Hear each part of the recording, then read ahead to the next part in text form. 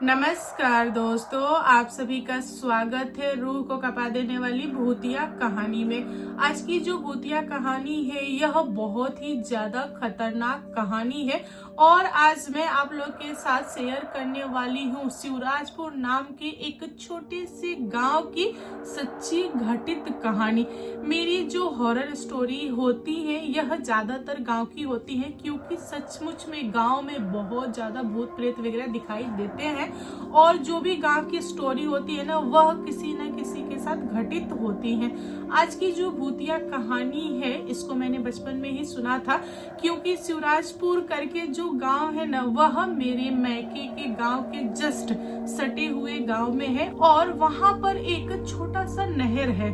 उस नहर के अंदर बहुत सारे बुढ़वा भूत यानी कि पानी वाला भूत जिसको लोग जल पिशाचनी भी कहते हैं, उसके अंदर बहुत सारे बुढ़वा पाए जाते हैं, वो भी अलग अलग तरह के।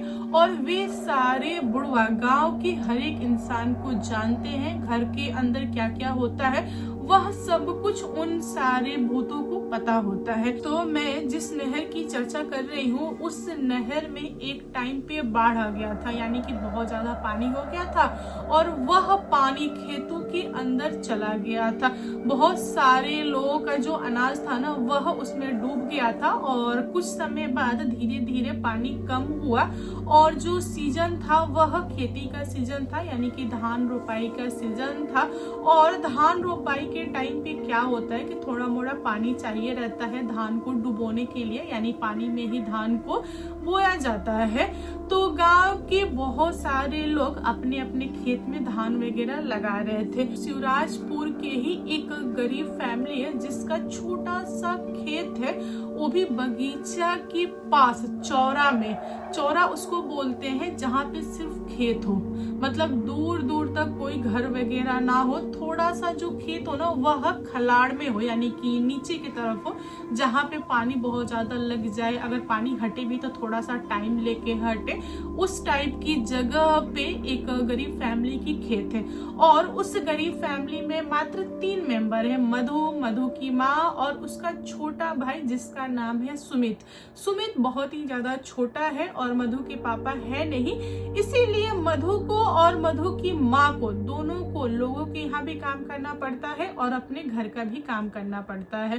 तो माँ और बेटी दोनों लोगों ने सोचा था कि जो हमारा छोटा सा खेत है चौरा में उसको इस साल हम लोग बो देंगे, यानी कि रोपाई कर देंगे ताकि धान वगैरह निकलेगा तो हम उसका चावल बना के खाएंगे, कुछ समय के लिए हमारा खर्च वगैरह चलेगा। यहाँ पर माँ और बेटी दोनों लोग अपने यहाँ भी और लोगों के यहाँ भी काम करना स्टार्ट कर दिए।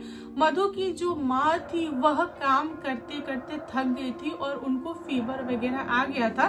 तो उन्होंने मधु को बोला कि देखो बेटा, आज मुझसे काम नहीं हो पाएगा, मेरा जो मन है वह ठीक नहीं है, अगर तुम चाहो तो अकेले जाके काम कर सकती हो, अगर तुम्हारा भी मन ना हो तो आज आराम कर लो, कल हम दोनों मिलके अपने खेत की रोपाई करेंगे।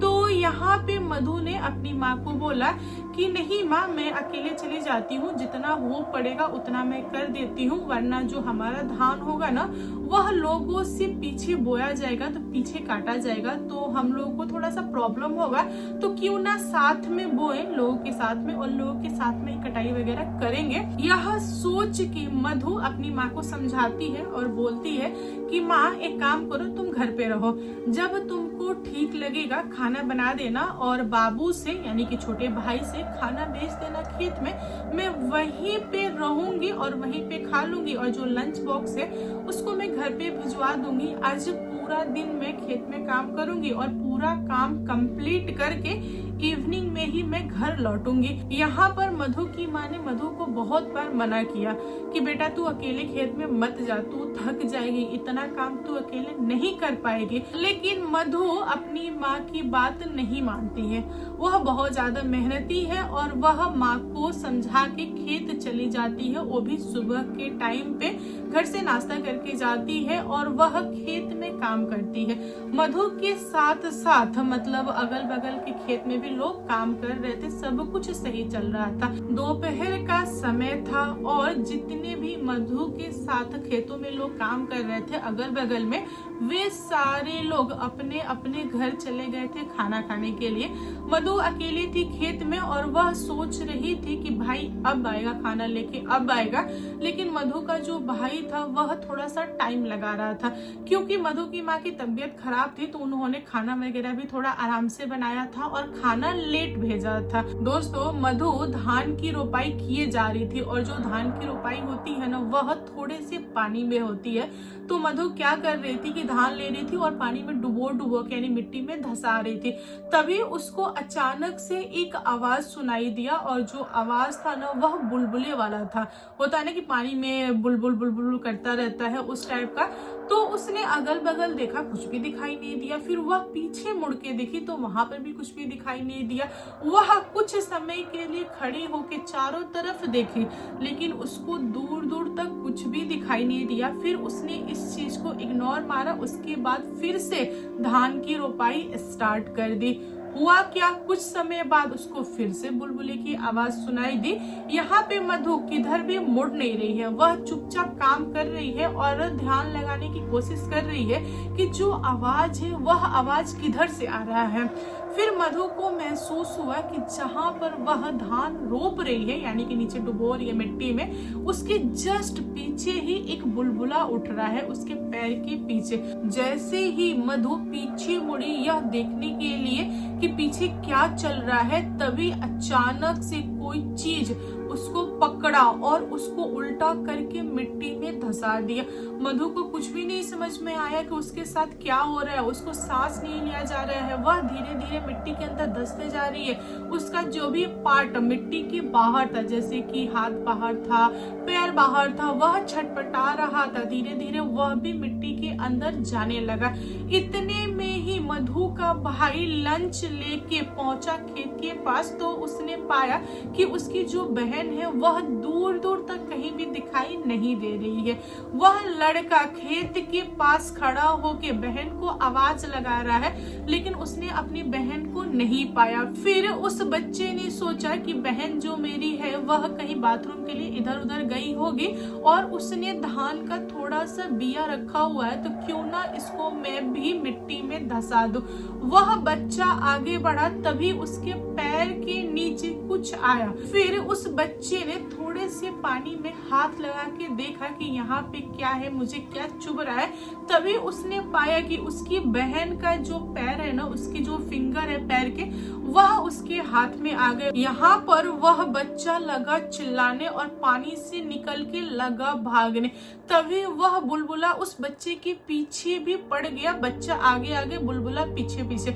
जो बच्चा था वह उस पानी के बुलबुले से बहुत ज्यादा डर चुका था, इसीलिए बहुत ही रफ्तार में भाग रहा था और आखिरकार उस बच्चे ने अपने खेत के लाइन को क्रॉस कर दिया। कुछ लोग बहुत ही ज्यादा दूर काम कर रहे थे, उनके कानों में आवाज पड़ी तो वे सारे लोग अपना काम रोक के चारों तरफ देखने लगे। तभी उन लोगों ने पाया कि एक बच्चा बहुत तेज का भाग रहा है और चिल्ला रहा है। फिर सारे लोग उस बच्चे के पास इकट्ठा हो गए और पूछे कि बेटा क्या हुआ है, बताओ।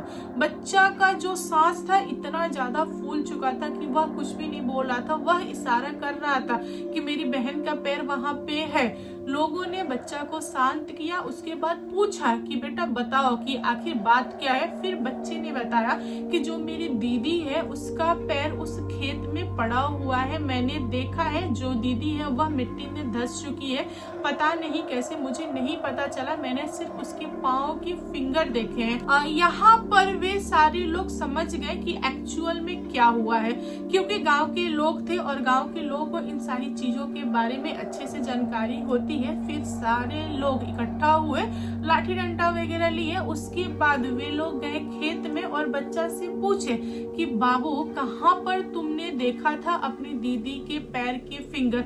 बच्चा चारों तरफ घूमा लेकिन कहीं भी उसने अपनी दीदी के पैर के फिंगर नहीं पाया। वह और भी रोने लगा और बोला लोगों से कि नहीं, मेरी दीदी यहीं पे थी, मुझे पता है, मैंने उसके ना फिंगर टच किए थे, मैंने देखा है, मेरी दीदी यहीं पे थी, आप लोग ढूंढिए। लोगों ने उस बच्चे की बात मानी और चारों तरफ लोगों ने देखा लेकिन कहीं भी कुछ भी निशान नहीं था। दोस्तों, गांव के उन सारे लोगों में एक बुजुर्ग इंसान थे। उन्होंने सबको शांत कराया और बोला कि देखो, तुम लोग इधर उधर मत भागो, तुम लोग बस यह ध्यान दो कि यह छोटा बच्चा कहाँ पे खड़ा था और कहाँ से भागने की कोशिश किया है। उसके जो पैर के निशान है ना, उसको देखो, उसको फॉलो करो, तभी जाके तुम लोग को पता चलेगा कि वह बच्चा कहाँ से भागा है, यानी कि उसकी जो बहन है वह कहाँ पे धसी हुई है। लोगों ने ठीक ऐसा ही किया। थोड़ी देर बाद लोगों को पता चल गया कि जो बच्चा है उसकी बहन यानी कि मधु कहाँ पे धसी है।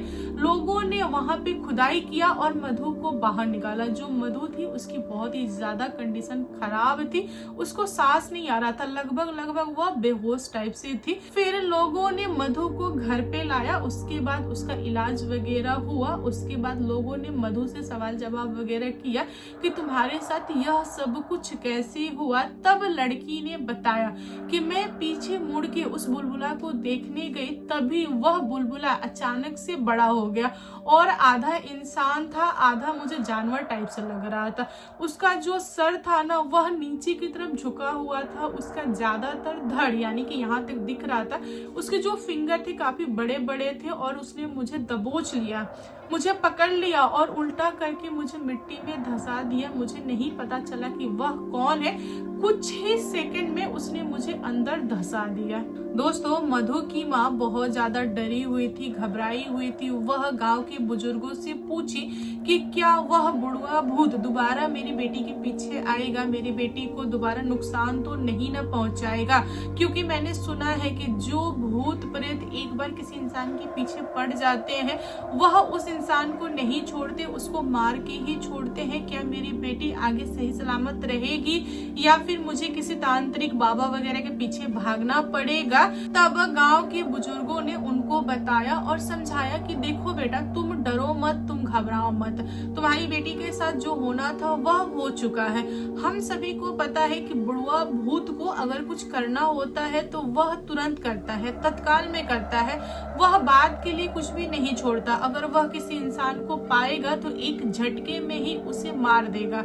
अगर तुम सोच रही हो कि वह दोबारा आएगा तो यह संभव नहीं है। तुम्हारी जो बेटी है वह खेत में अकेली मिल गई थी, इसीलिए उसने यह सब कुछ किया, नहीं तो वह तुम्हारी बेटी को कभी भी हाथ नहीं लगा सकता। हम पूरे गांव वाले जानते हैं कि जो हमारा नहर है वहां पे बहुत सारे पानी वाले भूत होते हैं और वह भूत इवनिंग में नहर के ऊपर जो पुल बना है उस पे रहते हैं, अगल बगल घूमते हैं और लोगों के नाम से उनको बुलाते हैं। और उन भूत को पता है कि किसके घर पे कितने लोग हैं, वह सबका नाम जानता है, सबको बुलाता है, क्योंकि वह चाहता है कि लोगों को डुबो के मारे और अपने जैसा साथी बना ले। बुढ़वा भूत का बस एक ही पहचान होता है कि वह नाक से बोलता है। अगर वह चाहे तो किसी का भी रूप लेके सामने आ सकता है और उसको ना पानी बहुत ज्यादा पसंद है, इसीलिए वह पानी के आसपास ही रहेगा। गांव के बुजुर्गों ने मधु को समझाया कि देखो बेटा, आज के बाद से तुम कभी भी अकेले कहीं भी मत जाना, खास करके पानी वाले इलाके में, क्योंकि बुढ़वा भूत को पता चल गया है तुम्हारे बारे में। अगर तुम नहर के अगल बगल में इवनिंग में, मॉर्निंग में या सुनसान टाइम पे पाई गई तो वह दोबारा अटैक करेगा, वरना वह तुम्हारे घर ऐसे तो नहीं आएगा। इसीलिए तुम अकेले मत निकलना, तुम उनके निशाने पर हो। यह सब कुछ सुनने और जानने के बाद से मधु को और मधु की माँ को थोड़ी सी शांति मिले, उन लोगों ने इस चीज को अपने ध्यान में रखा और उस दिन के बाद से कभी भी मधु अकेले इधर उधर नहीं गई। खास करके पानी वाले इलाके के पास तो बिल्कुल भी नहीं। मधु को ना पानी से धीरे धीरे डर लगने लगा था, क्योंकि उसके साथ बहुत बड़ा हादसा हुआ, लेकिन टाइम रहते सारी चीजें सही हो गई, इसीलिए मधु बच गई। तो दोस्तों आप लोग बताओ आज की कहानी कैसी लगी। कहानी पसंद आए तो प्लीज लाइक एंड शेयर कीजिएगा, और मेरे चैनल पे न्यू आए हो तो चैनल को सब्सक्राइब करना। Thank you, bye bye.